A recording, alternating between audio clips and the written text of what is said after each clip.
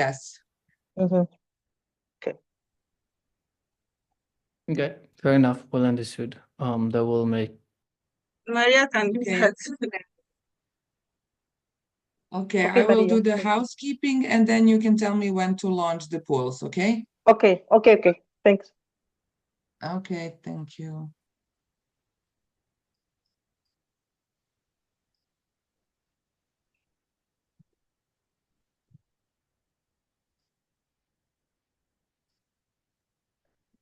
Rosario, shall I start passing the presentation? Yes, you can. Sure. Okay.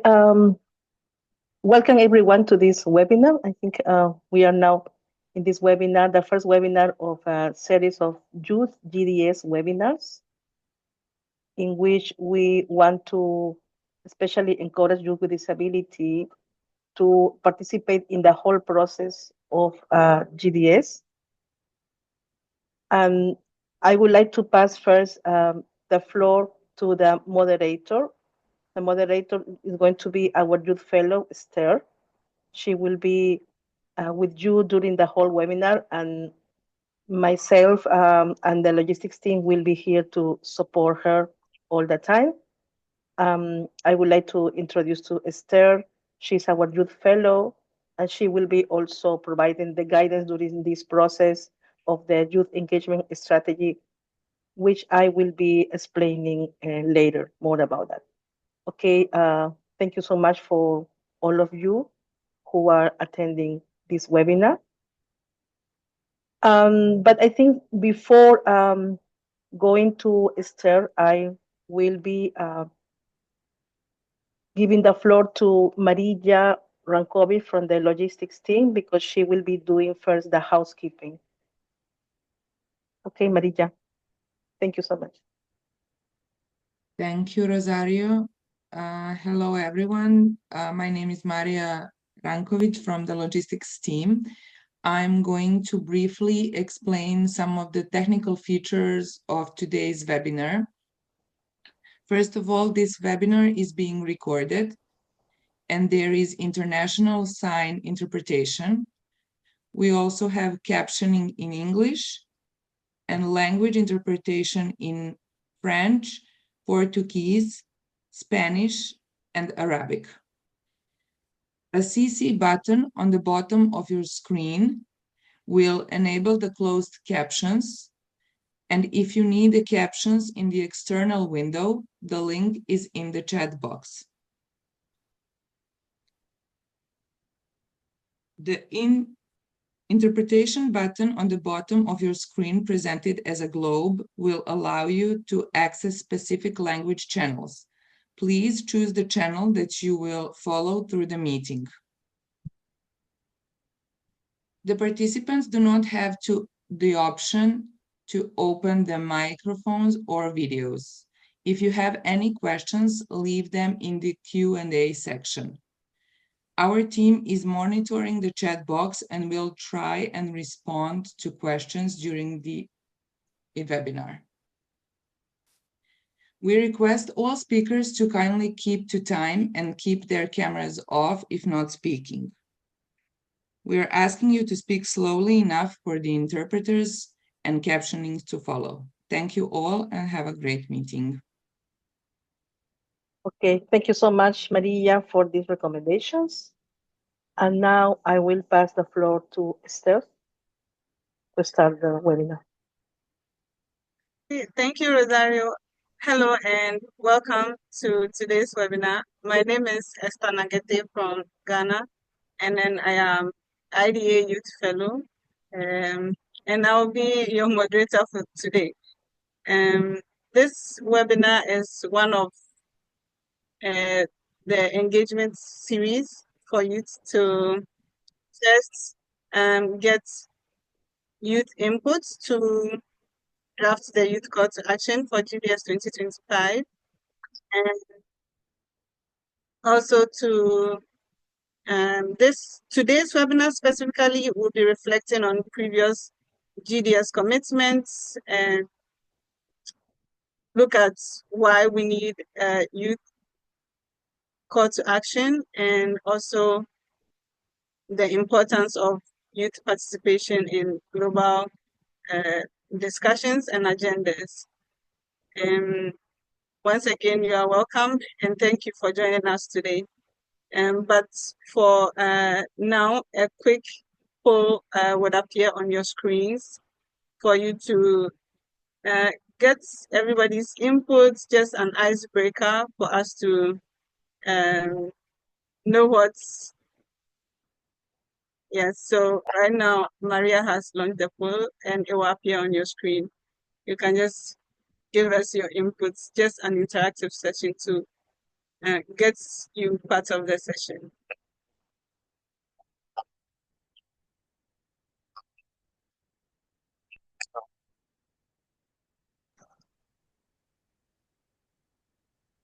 Maybe it will be great also if you have the questions to read aloud the questions in order that people know the questions if in case they are not able to access the poll. Esther, would you mind Okay, to read so aloud? Okay. yes. So the first question is, have you heard about the Global Disability Summit before today? And there are options and lights for you to pick from. And then the second question too is, what does youth engagement mean to you? That one too, you have three alternative options under it.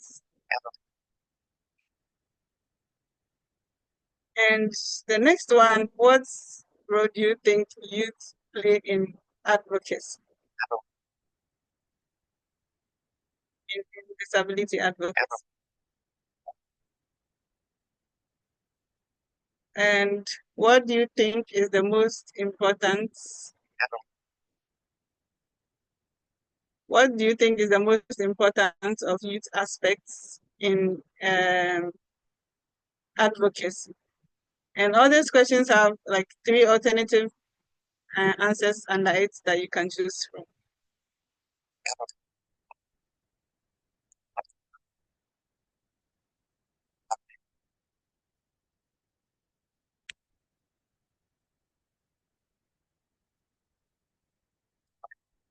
Maria, I think you can wait for about 45 seconds or so, then you can take the poll down so we can see the answers.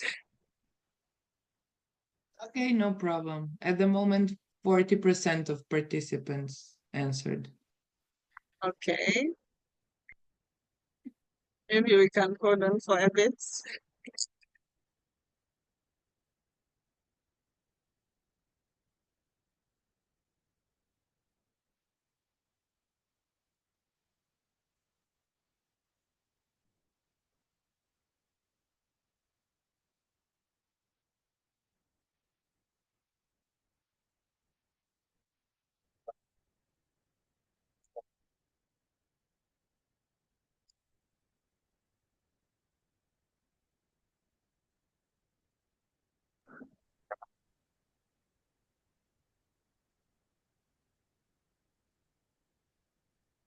I think maybe instead we can go to Maria. And maybe people also can do the votes, but I think it was good to maybe have like a summary of the votes that we have.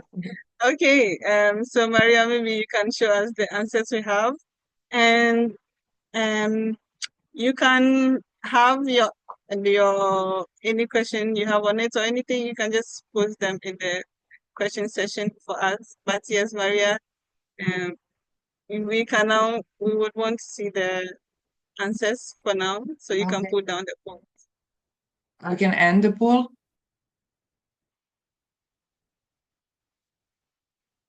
Do you want me to end this? Yes, please. Okay.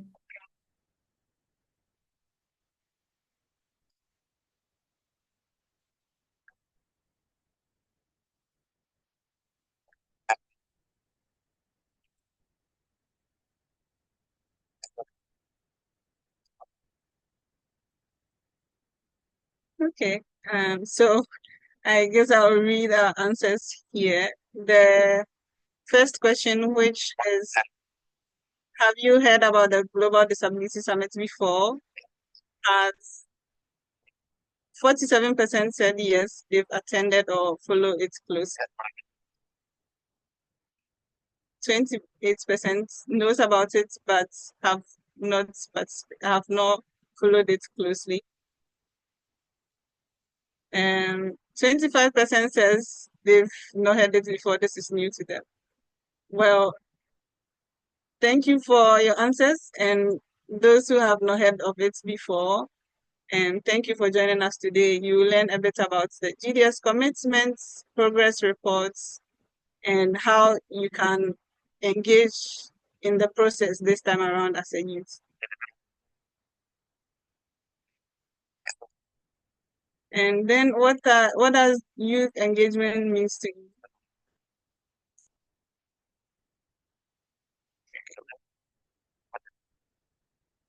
So 31% said giving youth a platform to voice their ideas, and 45% said empowering youth to lead. 24% says collaborating for change.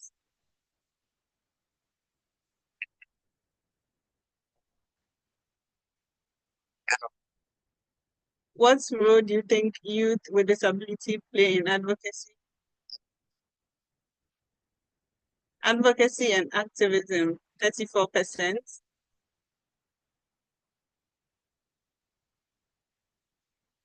31% said leading initiatives. 10% said raising awareness. And then the very last question, what do you think is the most important aspect of youth engagement in advocacy? 37% says leadership opportunities. 26% says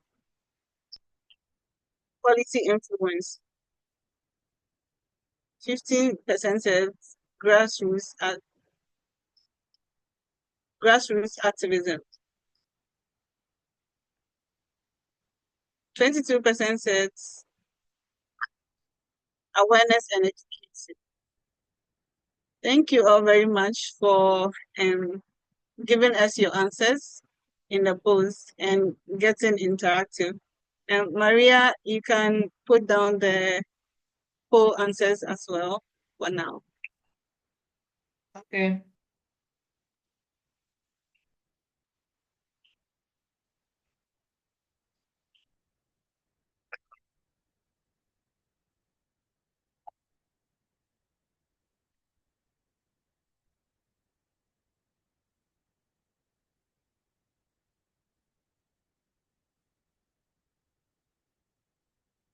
So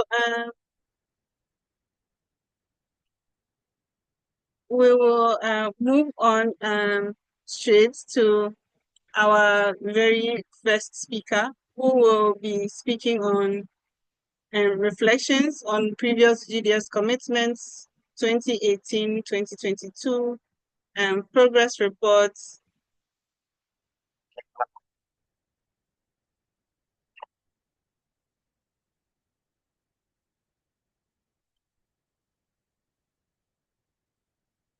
and success stories, things that we need to change, and what we need to improve upon in order to influence the commitments that will be submitted for GDS 2025.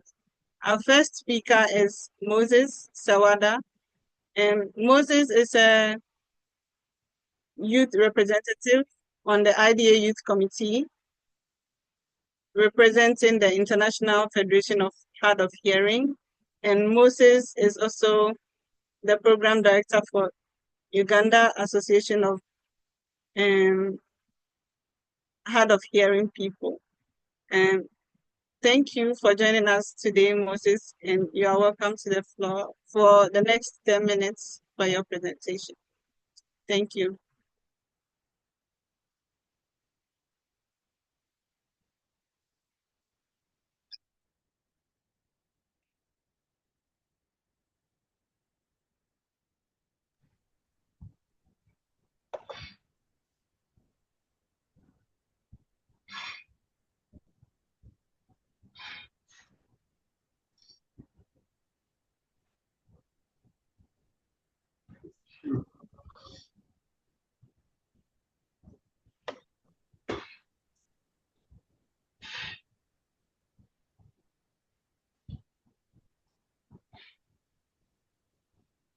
Moses, is everything okay with the captioning?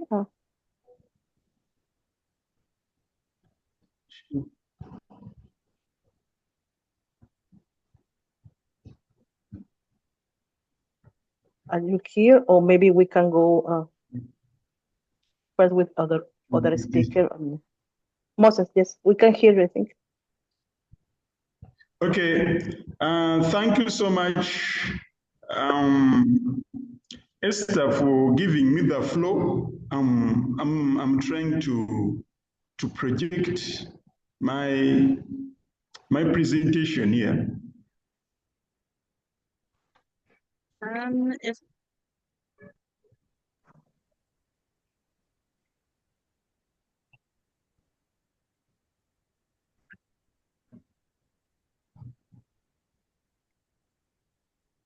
Moses, is possible for you to share your presentation, or you prefer that maybe Dalila or someone can share? he is able to share now. Okay. No.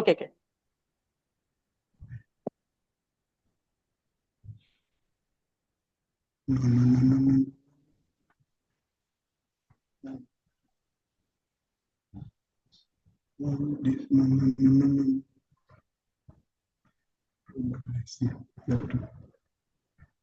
Moses, you are sharing your screen now, so you can go ahead.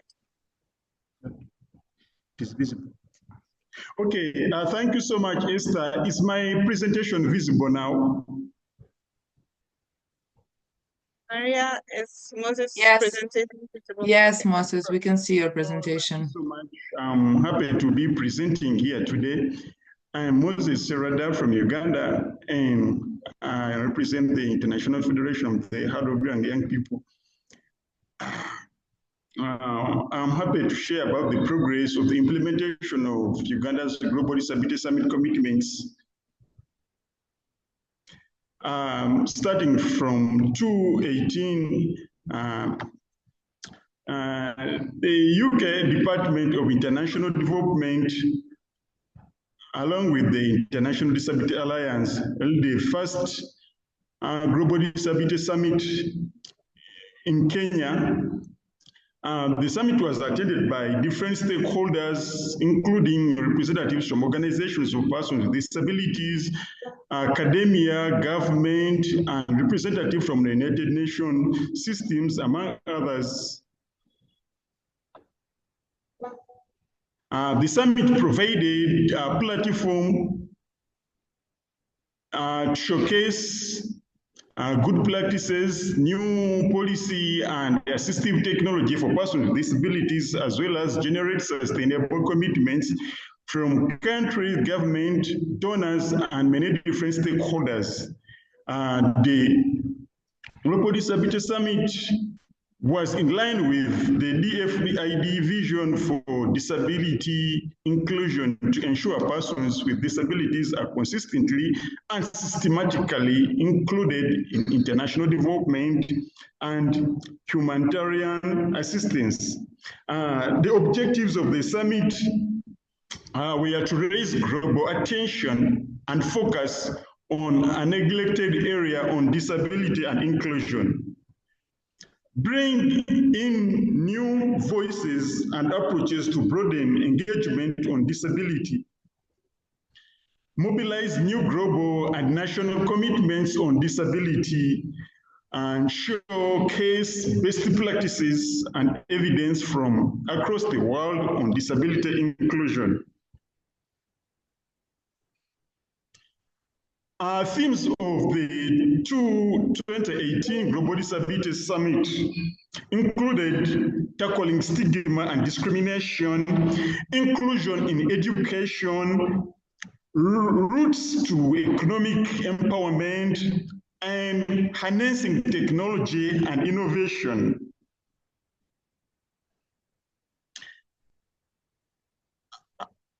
About the 2022 Global Disability Commitments,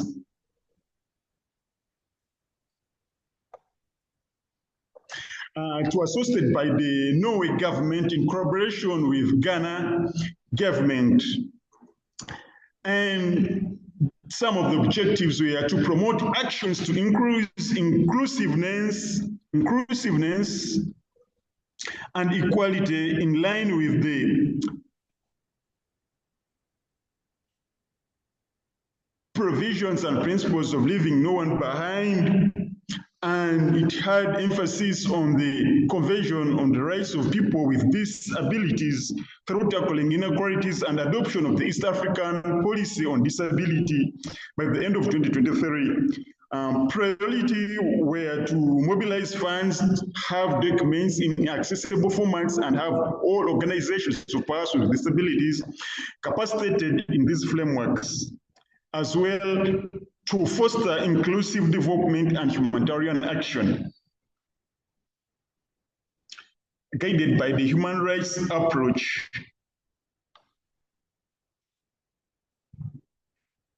Themes that were for Global Disability Summit 2022 included capacity strengthening for organizations of persons with disabilities, inclusive education, inclusive health, inclusive employment and livelihood, inclusion in crisis and conflict, including focus on climate change. About the progress on the implementation of these commitments in Uganda, I would say the progress on the commitments to fight stigma and discrimination, enact the Persons with Disability Bill 2018 and Mental Health Bill 2014. Both these acts were enacted by the government of Uganda. However, regulations have up to now not been developed. Review the national disability policy and develop a cost study plan. This was done. And 3, develop and roll out a national community-based rehabilitation program, and this was done. 4th, integrating the Washington Group of Questions on Disability Statistics in data collection. A memorandum of understanding to promote collection of disaggregated data was signed on 28th June 2019 by the Uganda Bureau of Statistics, Uganda Human Rights Commission, National Planning Authority, and Office of the Prime Minister. And in fact, it was adopted in the 2024 National Population and Housing Census. And statistical units of other ministries, departments, and agencies have not yet fully used the Washington Group of Questions. And success story here is that there was a focal person on disability was nominated by the Uganda Bureau of Statistics.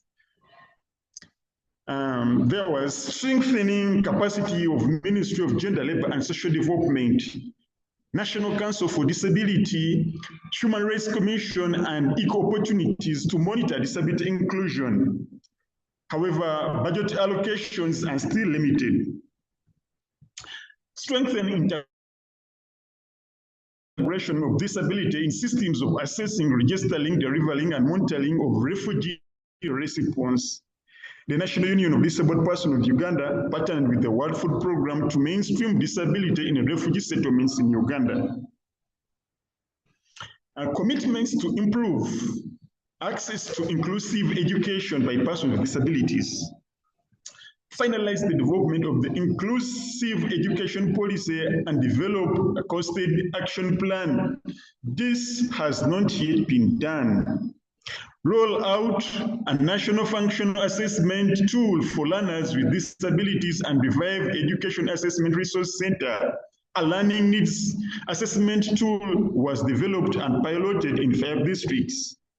Revival of the education assessment services started beginning with Kampala Capital City Authority. Review of the education management system to include indicators on disability. It is generally non-functional for the last 3 or more years, but now being fast-tracked by Ministry of Education in the financial year 2020 and 2021. Establish a disability assessment unit within the National Council for Disability. This is not yet implemented. Now, on the commitment to pursue routes to economic empowerment for persons with disabilities, on engaging all sectoral MDAs to allocate quotas to persons with disabilities in economic empowerment program, started with a special grant increment in Ministry of Gender, Labor and Social Development. The parish development model has ring-fenced 10% to persons with disabilities at the parish level. However, the employment quotas within Section 9(6) of the Person with Disability Act, Chapter 115, has not yet been implemented. Improve delivery mechanism and increase financing for the special grant for people with disabilities. Budget increase from 3 billion to 1.5 billion in the financial year 2029-2020. Guidelines for special grant were reviewed and launched. Formation of operationalization of national circles. National circles for persons with disabilities was registered by the Ministry of Trade and Cooperatives. Operating licenses granted and board of directors elected. However, it is not, the operations did not continue. It is not so active. Engage Parliament of Uganda on expansion of cash transfer to cover pensions, to cover persons with disabilities of all ages, not aligned with the framework for cash transfers. Produce the status report on employment of persons with disabilities. A draft is in progress. And then commitment to harness technology, finalize the ICT policy for persons with disabilities with a costed plan. A draft was developed and went through stakeholder consultation process, including persons with disabilities. The policy was, however, aborted by the government. Appoint a senior officer as focal person on disability. This was done. Conduct relevant assessment and adopt international ICT accessibility standards. ICT standards of government, ministries, departments, and agencies trained on universal standards, including accessibility of persons with disabilities. Progress on the implementation of these commitments. Capacity enhancements for persons with disability and their organizations.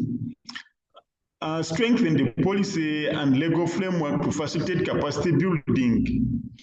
And mobilize partnerships for research to inform evidence-based investments in persons with disabilities and facilitate the registration of community-based organizations. It is progressive. Mapping out of disability stakeholders. Mapping out of disability stakeholders and strengthening coordination mechanism among organizations for persons with disabilities to lessen duplication, focus, and evidence-based capacity building on their needs. Hi, Moses. Please, if you can conclude your presentation. Okay. In the next 1 minute or so.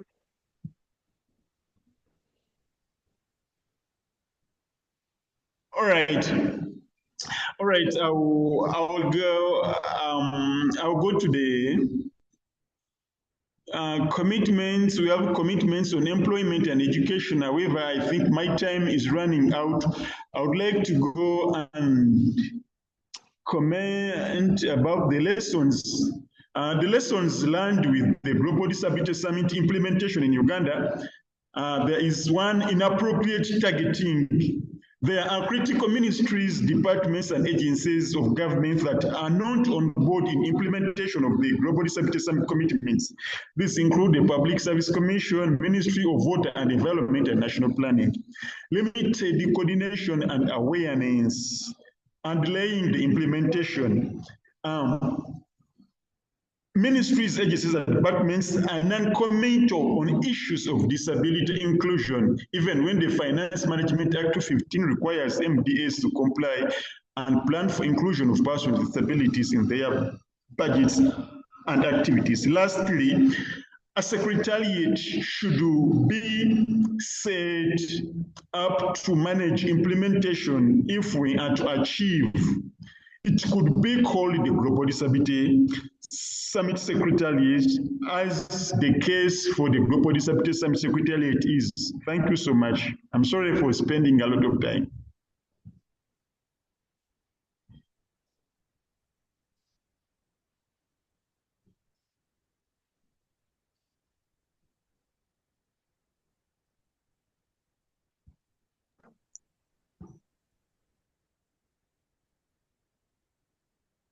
Thank you so much, Moses, for your participation. It seems to be that there were some problems. I mean, we couldn't see the whole presentation. I was notified that only, I mean, we saw the website of the Hard of Hearing Federation of Hard of Hearing People, but it's okay. I mean, maybe after that we can also share the presentations with people who attended the webinar. Okay, I think we can continue with that. I mean, we always could have maybe technical issues, but we need to try to solve them properly. Okay. Thank you so much, Moses, for your participation. Okay, Esther. Thank you. Thank you, Moses, for your presentation. And still on the same topic, previous GDS commitments, success, progress reports, implementations, lessons learned. And we have Jiwan Acharya. I hope I got your name right. If not, you can correct me when you start your presentation. Jiwan is a GDS 2025 Youth Delegate, and Jiwan is also the Engagement and Programs Officer at the Blind Youth Association in Nepal. Jiwan, you can go ahead with your presentation for the next 10 minutes. Thank you so much, Esther, and it's glad to be again in this platform as I previously spoke with the young people here, and thank you so much for this opportunity. As rightly introduced, I am Jivan Acharya. I'm Jivan from Blind Youth Association Nepal, and I'm working as the program officer for civic engagement and political participation. Actually, for your note that I have prepared the brief note, but I have not prepared the slides because I mean I have prepared the slides, but I'm facing the problems to share the slides. So I think there's some technical issues there or here. I don't know where. So yeah, but I'll not also focus on that much on the slides, but with my technical notes. So good evening from Nepal, Kathmandu. So to go with the presentation, actually, first of all, as a good practice, even though we have not, I mean, even though Blind Youth Association Nepal did not lodge its commitment in 2018 and 2022 GDS portals, but we recently conducted a National Youth Disability Conference, a National Conference of Youths with Disabilities, and we have prepared a declaration, national declaration, and we have urged the governments and civil societies, the private sectors, the INGOs, and also the general citizens to focus the youth people, I mean, young people with disabilities, and we have also prescribed uh, the government to have separate provision for the youth with disabilities in the Nepalese Act relating to the persons rights of persons with disabilities. And this was the background note. So in 2018, globally, we had 988 commitments, total of 988 commitments. And when I searched with the term youths from the commitments, I found 10 commitments directly stipulating the youths or young people with disabilities. But even though all the commitments also were equally relevant, directly or indirectly, they were also relevant. But the 10 commitments in 2018 GDS, they were directly mentioned or referred to youths. And in 2022, we had 1,418 commitments, and out of those, um, um, actually 84 commitments were specifically stipulated or specifically referred to as the commitments for the young people with disabilities or young youth with disabilities. Uh, but my initial observation is that when I was reviewing those commitments, actually I could not find the implementation status of or progress status progress report from the other organizations. That's why I'm now focusing the commitments that were made by the government of Nepal, and I will be presenting from the Nepalese perspective. Government of Nepal, Ministry of Children, Ministry of Women, Children, and Senior Citizen. It has made commitments in 2018, but it has not in 2022. And we couldn't find the commitments in 2022. In 2018, it has actually it has committed to reform. First of all, to um, formulate the policies, legislations, and also amend the existing policies and reform the existing policies and legislations. To that commitment, yes, it did somehow, it implemented some new legislations. For example, the current act relating to the rights of persons with disabilities, it was implemented in 2017 and it was revised later. But there are still the actually legislations that are derogatory. For example, if we talk about the electoral legislations, it I mean these legislations forbid the persons with intellectual disabilities to to register in the voter list and to cast even the vote and to occupy the public posts. So these are not in line with the CRPD standards. And also the government of Nepal, there are some other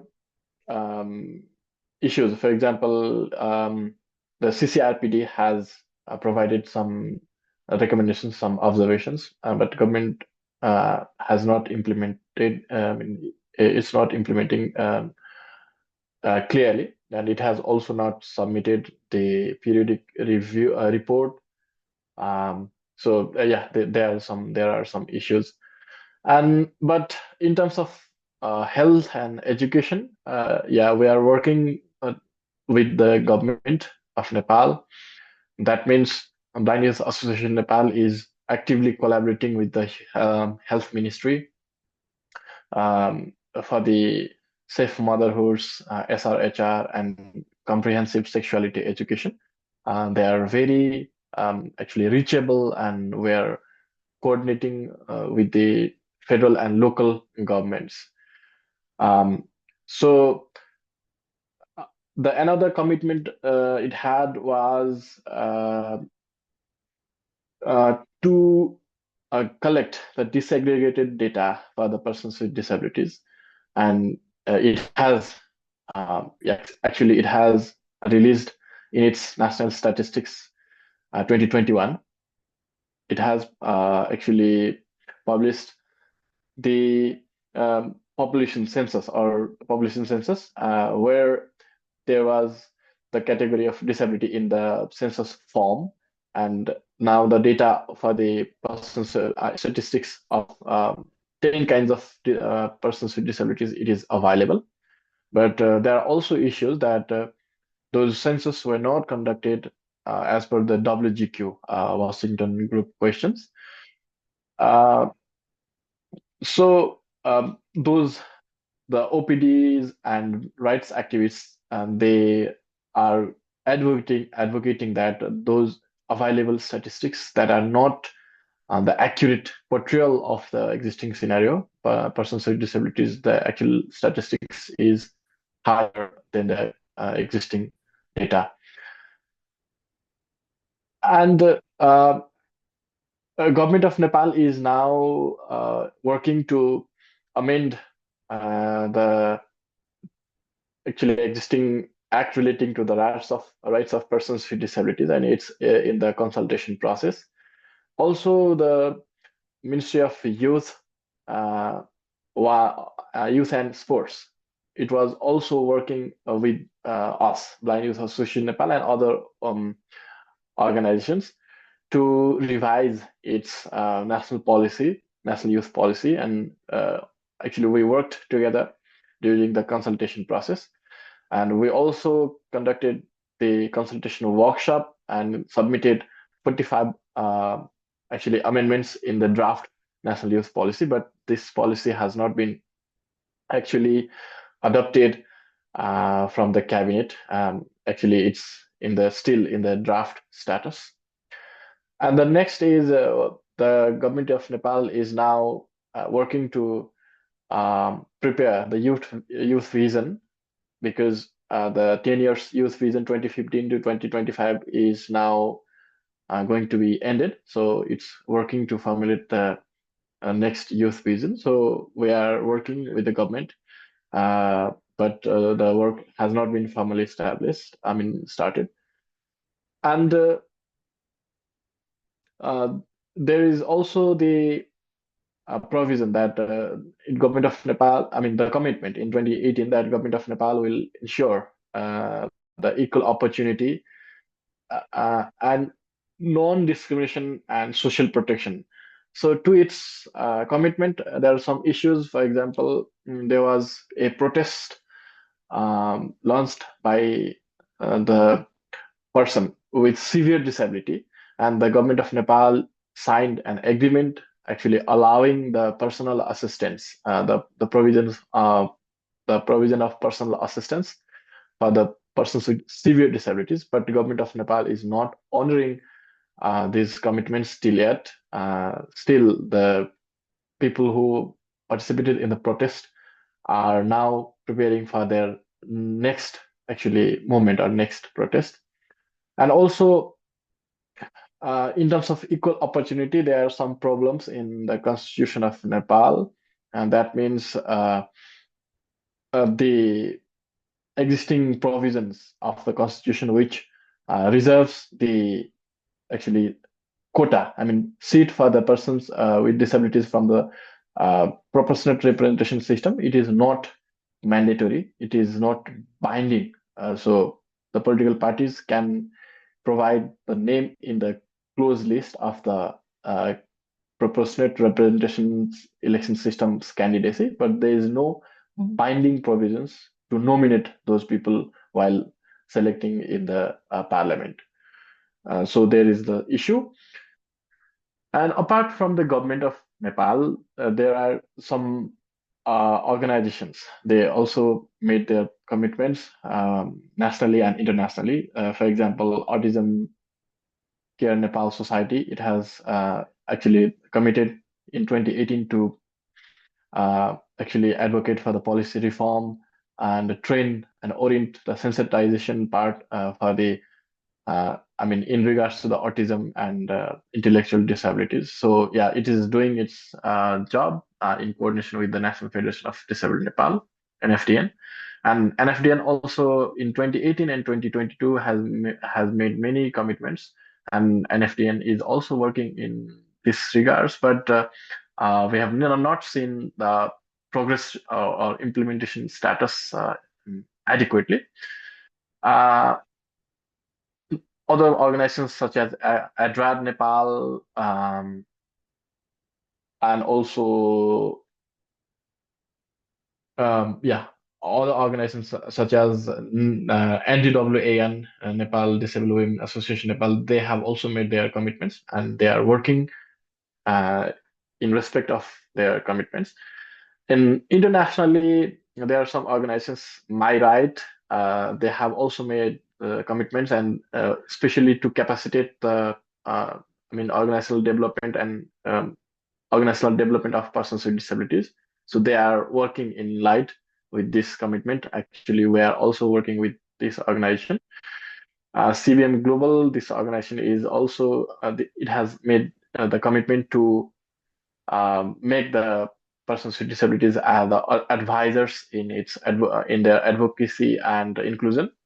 They have honored their commitments. They have set up the country advisory panel, and we are working with them.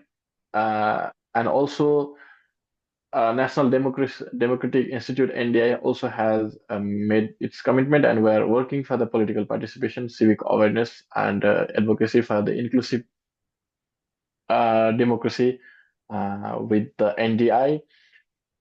With humanity and inclusion, it has made its commitment. We are working. We recently concluded a national conference for the youth with disabilities with the collaboration with humanity and inclusion in Nepal. And we have also seen the Hi, commitment Jiwan. from, yeah. If you can conclude your presentation in the next minutes. Thank you. Yeah. So it means that there are no specific tracking mechanisms. We have seen the lots of commitments, but yes, we can understand these commitments are the voluntary commitments. They are non-binding. But if we can establish onwards, the specific monitoring or tracking mechanisms with the indicators and with the biannually or bi-monthly or whatever we can have, if those kind of mechanisms, now we can track those developments or progress. And for the specifically for the youths, many provisions are relatable, but they are not actually adequate for the. I mean, those commitments are not directly adequate for the youth because they are marginalized from the general youth movement and disability movement. So we need to also rethink to secure the better commitments for the youth. So now I think it's the high time to secure these commitments. Yeah, thank you so much. Thank you. Thank you so much, Jiwan, for your presentation. And clearly, there's lots to improve upon, and in terms of we following up ourselves to do our checks on some of these commitments. Thank you so much. But still on the commitments, but this time around is GDS 2025, and our next speaker will be looking at how to submit our commitments, the deadline, the processes involved, and the person is going to be Greta Gamberini. And Greta is the GDS manager. She leads all the activities related to GDS. Greta, over to you. Thank you so much, Esther, for having me here, and thanks to you and Rosario for organizing these webinars, and to all the participants and panelists. I think it's very important that we start working on a youth call to action. To introduce myself, as Esther mentioned, my name is Greta, and I manage the Global Disability Summit Secretariat. I technically fall within the youth definition that IDA follows, as I'm 32 years old myself. So it's very important for me to be here and to support this process. To get straight into it, I think we've already heard a lot about what commitments are and how they were submitted in the past. G1 actually touched upon a couple of points that I was going to mention regarding really the low percentage of commitments that were specifically targeting youth with disabilities in 2022. In terms of how to submit a commitment and where to submit it, we have an official platform for the submission of commitments. I should start by saying that we only accept commitments from organizations or governments. We don't accept commitments from individuals. Hence, in terms of the nature of commitments and the importance of them, we will find ourselves in a position to reject a commitment if it's submitted by an individual rather than an organization. All commitments must be submitted on the commitments platform. I will put the link in the chat for everyone to see, and we can also share it on email to the participants after the webinar. The commitment platform is a software that's used online where an organization can register itself, providing the name of the organization and the contact point. And they can then start working on formulating a commitment. For 2025, we are looking for commitments that add value and truly bring change. What does this mean? We want commitments that clearly outline a concrete action and are supported by a level of planning, which implies that funding has been confirmed or will be confirmed to support the implementation of the commitment. And that also tells us by when the commitment will be achieved, or this we call the time frame for implementation. So a good commitment outlines a concrete action in a measurable way and will be reported against on a year-by-year basis. The commitment platform also allows different organizations to ask to submit a commitment jointly. So organizations that register themselves on the platform are able to use a forum for discussion where they can interact with other people that are registered on the platform, and can also propose the submission of a joint commitment, which means that we receive a proposal from one organization that's either looking for a partner for implementation of the commitment, or that is looking for someone to join their commitment planning or is looking for advice. So there's different ways, and all of these requests can happen on the platform itself. In terms of a time frame, we are looking for commitments to be finalized and submitted before the GDS in April, so before the 30th of March. And for those commitments that aim to be presented on stage during the Global Disability Summit, we are looking for them to be submitted before the end of February, so in roughly one more month. to support the submission of commitments, and I know that we've been in touch with some of you about this. My team in the GDS Secretariat has prepared an advocacy toolkit which contains formal letters that can be sent to governments or other stakeholders to call for the submission of commitments. There's also a guidance note on how to formulate a commitment, which is available online in multiple formats, and that can be downloaded along with some of the key messages. And finally, of course, similarly to the call to action that we will hear about today and in the coming webinars, there's also quite a few outcome documents that have been the result of the regional summits, which have happened in the last few months. All of the outcome documents of the regional summits outline key actions and proposals for commitments that are wished for looking at GDS 2025.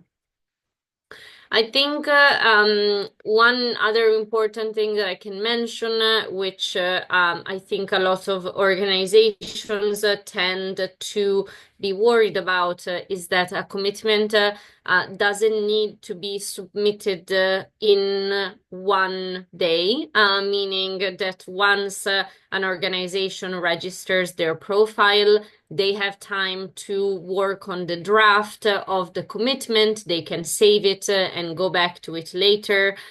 So it's not a process that necessarily needs to finish within the day or the hour that it started. Esther, I'll stop here. I think sometimes it may be more useful that people ask questions rather than me touching upon points that may not be useful. Yes, please. Thank you, Greta. There's question and answer session later. So if anybody has question for you, then you can give them a response then. Thank you so much, Esther. Thank you, Greta. So right now we are moving on to youth call to action, and why we need a youth call to action for GDS 2025. And doing that for us will be Antonio Palma Lopez. Antonio is the secretary of the Latin American Human Rights Network for people with disabilities and their families. He's also the youth coordinator over there. Antonio is a representative on the IDA Youth Committee. Antonio, you have the floor now. So share with us what you have, why we need a youth call to action for GDS 2025. Gracias. Mi nombre es Antonio Palma, esta es mi seña y es un verdadero placer estar aquí. Es una muy buena pregunta la que plantean sobre por qué es importante tener un llamado a la acción específico sobre juventud. Y para hablar sobre esto, primero me gustaría recordar que en el mundo, alrededor del 40% de la población tiene menos de 30 años. Y de ese 40% se calcula que entre el 10 years of al age. 15% And of this son 40%, personas about con 10 to discapacidad. 15% Es decir, are que people somos with un número disabilities. significativo en la So we are a sociedad significant y number merecemos ser in our escuchados. society, and we should be heard. Y a pesar de esto, las barreras And persisten en la despite sociedad. this, the barriers and Seguimos obstacles encontrando persist in dificultades y por society. ello es We continue necesario facing que haya un difficulties. cambio sistémico. And so it's really necessary for us to Un have cambio systemic sistémico que nos changes involucre, que happen, nos incluya, systemic que nos changes permita dar that involve conciencia. us, that include us, and that allow us to express our Somos needs. agentes de cambio y Youth tenemos are un papel agents of change. importante We en la have an construcción de sociedades important role justas y in solidarias the construction of como los fair and equal Objetivos de societies, Desarrollo Sostenible, ¿no? as we can see in the sustainable Los jóvenes development tenemos la objectives. capacidad de construir Youth has the sociedades capacity justas, of dignas, building resilientes fairer societies that are more resilient, considering the inequalities that we see in our countries. This is something that we must eradicate. So why is it important for us to have a call to action for youth? This is really important because youth represents our present. As I said, we're 40% of society. So we're not the future. Actually, we're living in this society now, coexisting with other generations. And we need to work with all generations to be able to build accessible and inclusive and fair societies where our human rights are remembered. So this means that we need to put our energy, our work, our passion into this and direct this towards building fair societies, as I have said. We need to be this engine that allows society to advance towards human rights, thinking about people with disabilities and sustainable development. This means that we have to contribute with new ideas. We need to be innovative to offer solutions to these social issues, these issues that create obstacles for inclusion and accessibility that we face in our day-to-day. And we need to look at our societies and how youth has been working towards this and contributing, and we need to continue contributing, looking at these new ideas and solutions and technologies. So youth has this ability and this capacity to work with other generations, contributing with our knowledge regarding technologies and new ways of working. This means that the perspectives of youth are essential for us to build inclusive, sustainable societies, thinking about sustainable development. And here it's important to remember that since our perspective is essential for us to build towards these objectives, our specific needs as youth with disabilities, they need to be heard and addressed. So thinking about the next global summit, our diversity as youth with disabilities from different regions around the world, we need to be heard so that the final call for action in the Global Disability Summit can actually and truly include us, and for us to be this real engine for change, for true change. So we need to hear from the several identities and perspectives that come from youth with disabilities. We're very diverse. We're different people with different conditions, different disabilities. We have different genders. We're from different places around the world. We have different perspectives. And all our voices are important in this global world, and we're here today speaking about this system. We need to hear all voices so we can think of innovative solutions and guarantee that we have these solutions that can really address our needs as youth with disabilities, and so that we can be in all spaces. Another reason why we need to be heard is because we have an important role in the creation of the global agenda. As youth with disability, we need to be included in national policies and laws, as we have been saying here. And we also need to have an influence on our regional agendas and on global agendas, considering the summit that will be happening in April. This is a global agenda that needs to include youth, because if we're not there, our needs probably will not be heard. So if we participate and speak and have an influence, our voices will be heard, and we will see true changes for youth with disabilities. We need to use our leadership to be included in these agendas. We need to work as a team, and we need to try and communicate with the youth in our regions and countries, so everybody is included.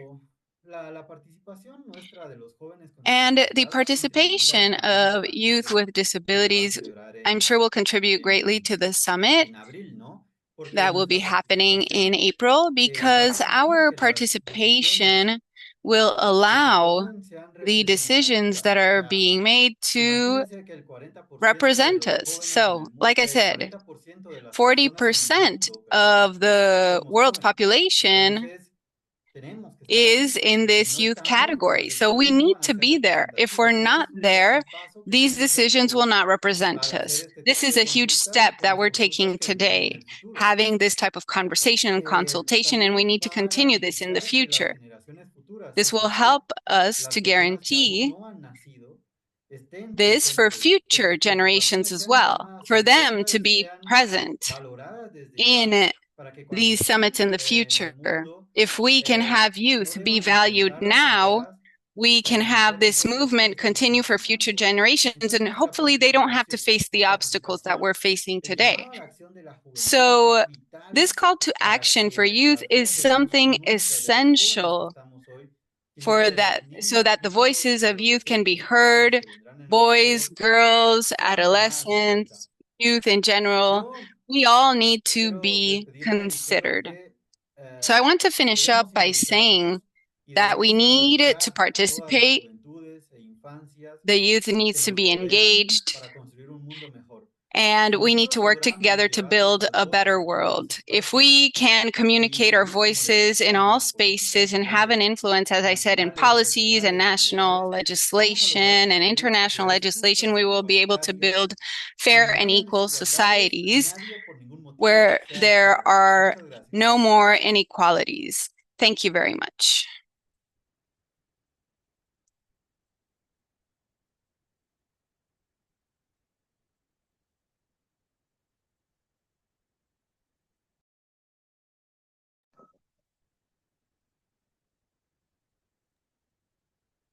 Thank you, Antonio, for your presentation. That's great. And we are moving on still with youth, but this time around the youth engagement strategy prepared by the IDA Youth Committee. And Rosario will be presenting that for us. Rosario Galaga is the IDA Intersectionality and Cross-Movement Collaboration Senior Officer.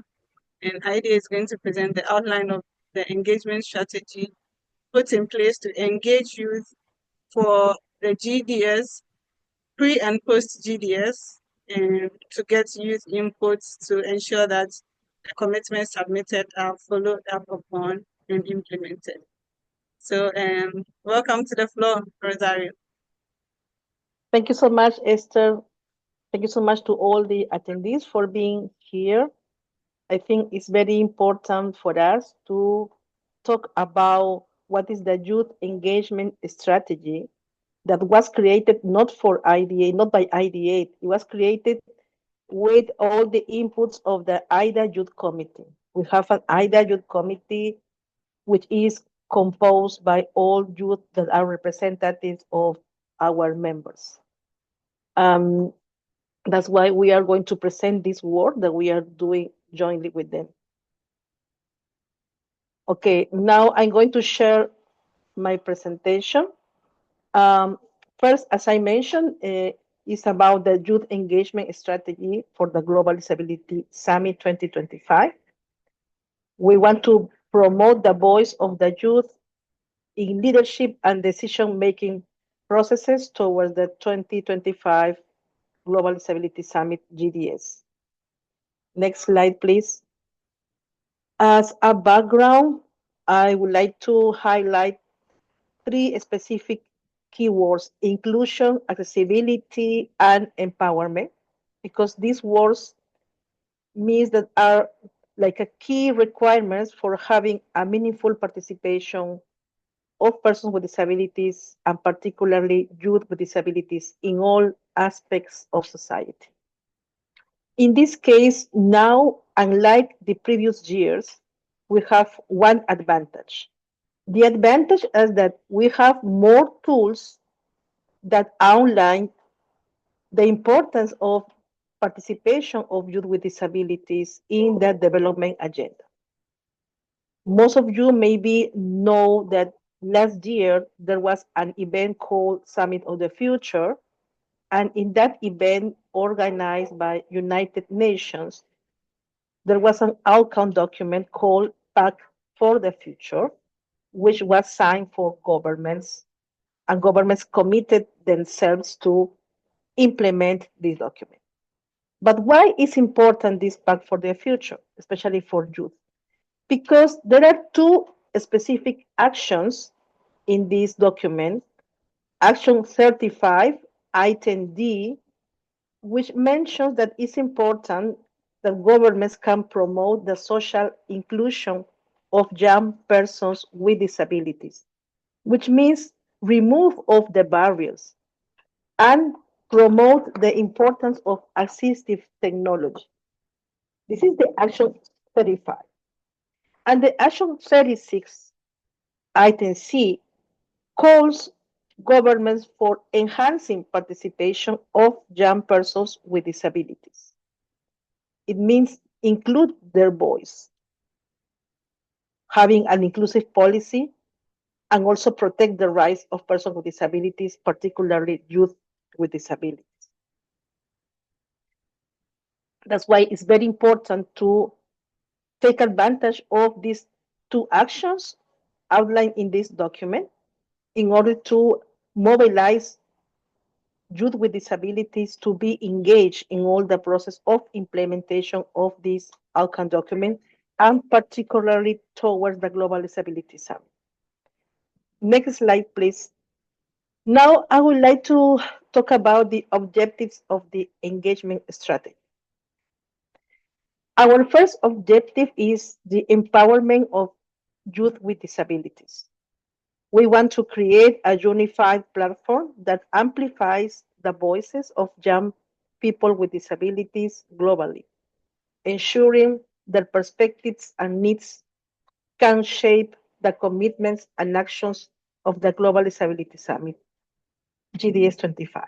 In this case, we also want that maybe you can advocate with governments and other stakeholders to make commitments. As Greta mentioned, we have until the end of February, if the commitments are going to be in the GDS in April, or maybe until the end of March. But we need to make sure that these commitments can be also made in partnership with OPDs. I mean, the ideal situation will be that these commitments could be in partnership with OPDs. Then our second objective is promote policy alignment, encourage the integration of commitments from these kind of governments and other stakeholders towards the Global Disability Summit. And these commitments need to be in line with the action 35 and 36 of the Pact of the Future that I mentioned in the background. Because we want to have like a social inclusion and policy making participation, and we need to ensure that youth with disabilities will be there. And our third objective is facilitate accessible, inclusive, and real-time discussions to gather inputs and collect broad and structured feedback from youth globally to prepare the youth call to action. As Antonio explained, it was really important that young persons with disabilities can have an active and meaningful role in developing the development agenda. Very important to have this active and meaningful role. Okay, after the explanation of these objectives, next slide, please. We are going to talk about our youth engagement strategy, what we are going to do in this strategy. First, we think about doing like online consultations, maybe organizing these kind of webinars or maybe sometimes focus groups with youth with disabilities in order to gather inputs for the call to action and start drafting the call to action before the GDS.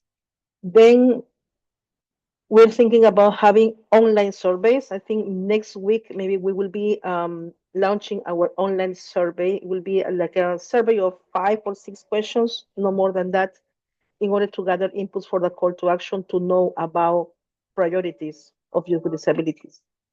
It will be in different languages. It will be really accessible, and we will be using our iData platform for that. Then also as part of our strategy, we will have like a youth ambassadors program. It will be like training in WhatsApp, or maybe provide some tools to all youth with disabilities who will be attending the GDS in Berlin, in order that they can be prepared for participating in different panels, roundtables, in the definitely in the GDS. We are going to identify all the about the skills that they have, and also by region, by type of disability, in order to have also a good balance of participation of youth with disabilities. Then we will have the component of social media, in which we are expecting to develop campaigns with key messages to engage youth with disabilities in the GDS. In this case, we want to engage not only the youth who will be in person in the event in Berlin. We want to engage also other youth who could maybe doing things in social media with key messages, and also responding our survey and providing their inputs, because all their inputs will be considered to draft this call to action. Then we also are going to do some collaboration with other organizations of persons with disabilities, doing some partners with OPDs. Maybe if as OPDs wants to host like a consultative webinars and workshop, we can maybe provide some support with the speakers. Also, OPDs can help us to distribute surveys between their youth networks. And also we are counting with support of UNICEF in this strategy.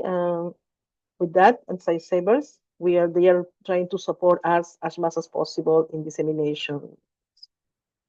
Then, as part of the strategy, also we try to have like a GDS youth forum, maybe trying to establish like a moderated WhatsApp platform for discussion and sharing information for all the youth that will be part of our youth delegation in Berlin.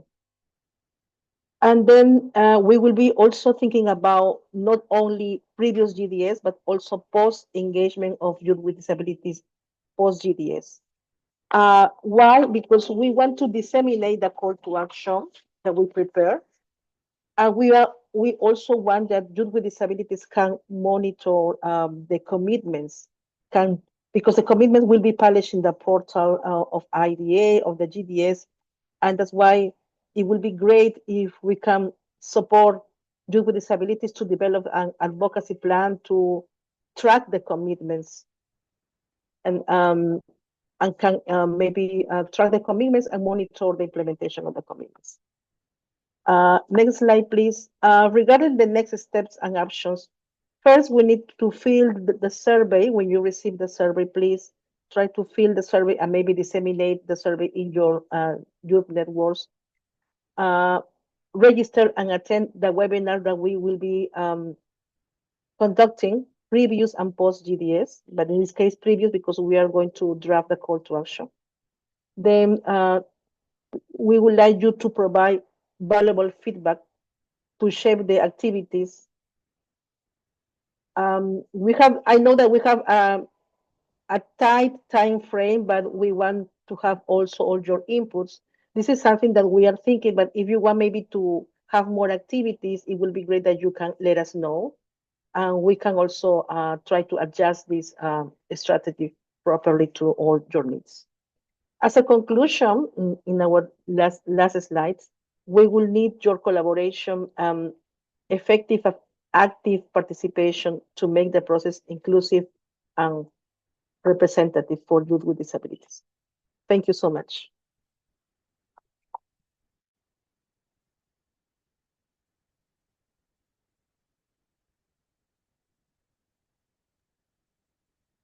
Thank you, Rosario.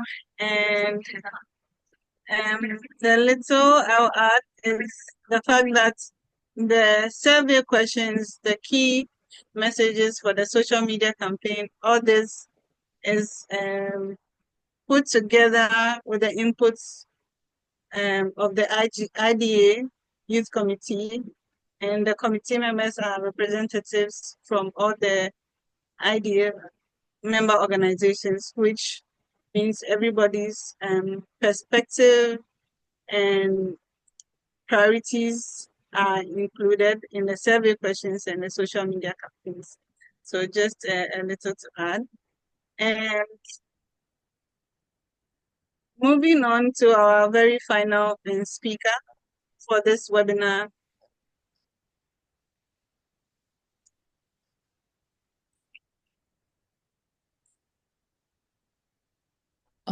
Hello. Is my voice clear enough? Yes, please. So I present myself, so it will make it easier for everyone. My name is Mehdi Bemoussa, so I'm currently living in France. I've been representing IOPD, Arab Organization of People with Disabilities. I also been a youth committee of IDA. It was quite interesting about the technical part, to hear about the technical part from the other colleagues in relationship with that project, and I believe it's quite interesting. And yeah, so my part is more focused on to explain to you why is it important that youth should definitely be a part of it, and we should have an input.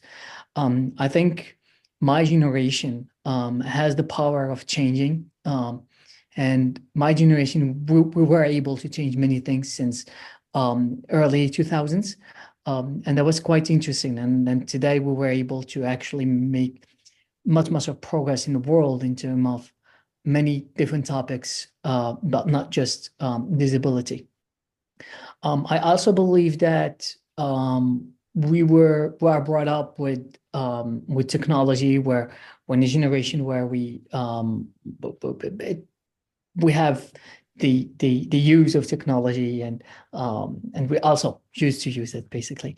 The problem is that for some people with disabilities, it's pretty much inaccessible for them due to their physical or mental or any sorts of disability that they have.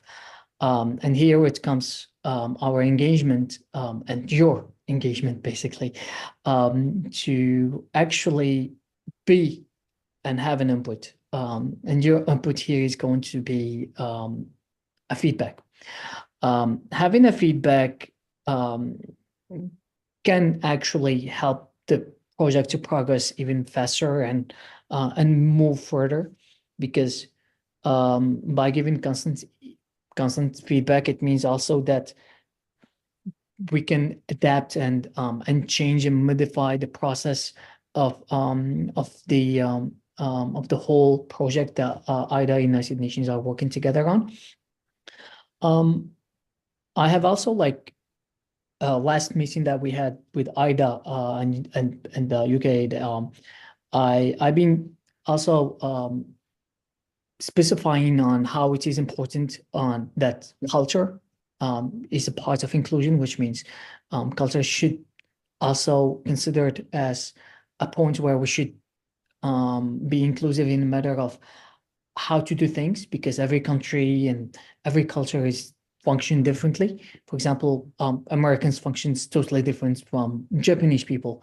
And then in implementation of a project, also it means that people who are going to participate, they're going to be, in a way or another, represent a certain culture. So it means that projects also will adapt to a country to another, which is quite interesting and important too. The ongoing dialogue and feedback is also important, but feedback also, but dialogue, which means I believe that in life everything is negotiable. And we and my generation at least, but we have that capacity to change things and negotiate things and negotiate policies and change policies. I also believe that unity make force, which means if we work 10 people work together, is always better than one person is working by him or her self. Sorry if I have misspelled any gender. In either way, I believe that it's you should all participate as much as I'm planning to do the same, hopefully. Other than that, believe in the power that we have, and I think that you should really understand how it is important. And also the assistive technologies, it's there for actually to help us all. I'm using it every day. I need it every day. Without it, actually, I'm not going to be able to function perfectly. But because it's adapted for me, and as much as I had an access to it, I think you all have the right to have an access to it. But in order to implement that, your feedback is important. Your presence is important. Your energy is important also to keep the projects ongoing. And I also believe that the more people are in the project, the more it's going to be effective, and it will have much more weight and force to the result and the outcome of it. Other than that, I believe also that the technical part where IDA and United Nations can have a hand, but still, again, inclusive participation is something that is considered, including culture, and they have been specifying that like over and over and over. I think they got enough of me. On the other hand, I think that this is going to change a lot of things, and hopefully you're going to be engaging with it with the project, and yeah, well, another point which I think it is important, which means that I also believe that change comes also with policies, and I want you to be a part of it. And my generation, we were able to change policies. And assistive technologies is also a part of a policies where it could be implemented for an inclusive society, inclusive hospitals, inclusive education, also workplace. Today, like Europe is already pretty much developed for that matters and still not perfect yet. For marginalized youth populations, I think the faster we act, the faster it will be bit by bit implemented where you like it now. You're located now. Again, sorry, I say it for the third time. It is important for your feedback. You're the one who are going to basically, based on your feedback, the project is going to be adapted. And adaptation is the most important things. Other than that, I think everyone else has said enough. They have explained well the whole process and project. And also, I'm glad I was able to talk a bit and share my opinion. Hopefully, it's useful somehow. And thank you so much. Thank you so much, Elmedi, and thank you for your presentation. And thank you to everyone for joining us today in this webinar. I hope you've put all your questions in the Q&A section, and the other questions you have will be answered and sent to you via email. Please do well to join our subsequent webinars for consultation, to draft the youth call to action, and any other engagements that you come across from the Youth Committee on Youth Engagements in the GDS. thank you so much to our service providers, our sign language interpreter, the interpreters doing the language interpretation for us. Thank you so much for joining us today. And please do well and sign up to the GDS newsletter as well, so that you'll be informed about any program or any engagements that we happening for the GDS. Thank you so much for joining us today. Thank you to our speakers. Thank you for being here.